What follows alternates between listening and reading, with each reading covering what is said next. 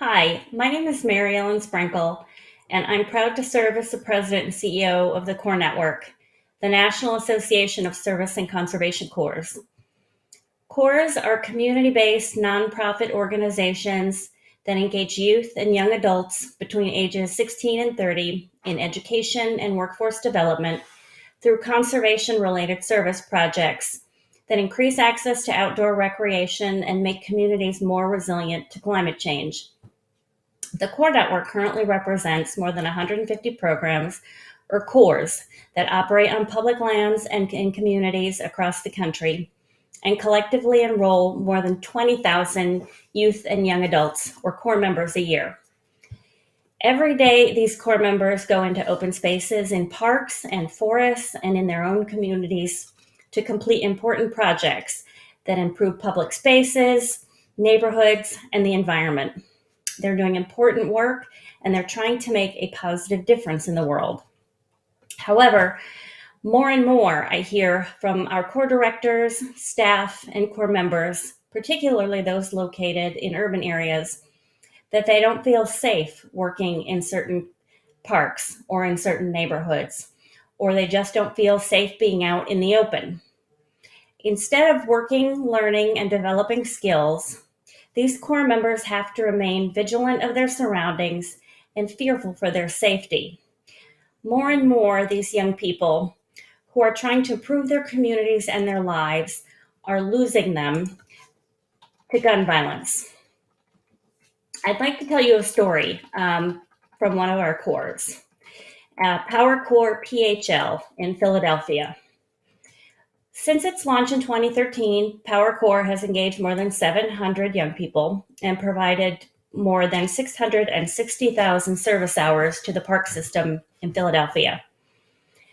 However, in that same time, Power Corps has lost 15 Corps members, primarily to gun violence, 8 in just the last 2 years. To honor the lives of these young people and create a space for healing, Power Corps transformed an overgrown section of parkland into a memorial grove. This is a space where members of the community can come to sit quietly in nature, to remember, and to grieve.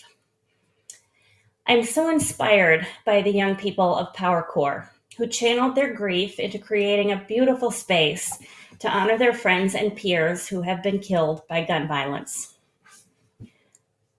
But I'm also deeply saddened that such a place even exists. A place to memorialize people who lost their lives before their 30th birthday for no other reason except they were outside in the wrong place at the wrong time. And there are similar stories from our Corps in Baltimore, New York City, Detroit, Chicago, LA. But gun violence doesn't just impact urban communities.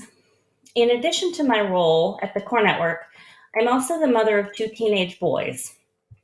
One attends high school, where they regularly conduct drills to be prepared in the event of a school shooter.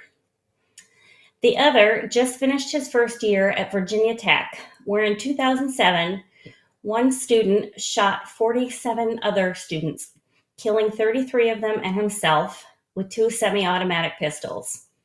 All but 2 of these deaths occurred in less than 9 minutes. Students shouldn't have to learn in an environment where they don't feel safe. People shouldn't have to go shopping in fear. They shouldn't have to attend church in fear, or play outside in fear, or just live in fear, but they do. In recent weeks, we've seen mass shootings take the lives of Black men and women doing their grocery shopping in Buffalo, New York, Taiwanese Americans worshiping in Laguna Woods, California, and elementary school children learning in Uvalde, Texas. And beyond the massacres that make the headlines, there are thousands of others who die every year by gun violence, leaving families, friends, and communities mourning and ever altered by the loss. How do we honor these lives?